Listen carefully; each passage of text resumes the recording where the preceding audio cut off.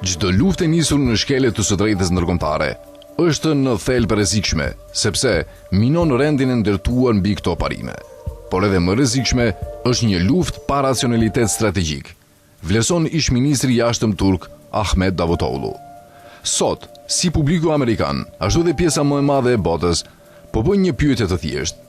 Me çfarë logjike presidenti amerikan Donald Trump ndoqi kryeministrin izraelit Benjamin Netanyahu në një luftë me objektiva të paqarta dhe pasoja potencialisht katastrofike?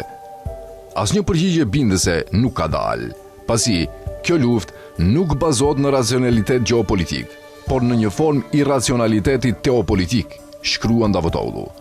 Ai vlerëson se konceptet tradicionale të shtetëndërtimit racional, si balanca gjeopolitike, ndërvarësia gjeoekonomike, menaxhimi i krizave dhe stabiliteti rajonal, janë zëvendësuar nga një fjalor tjetër: Armagedoni, misionet hyjnore, populli i zgjedhur dhe ideja e përmbushjes së fateve të shenjta përmes forcës.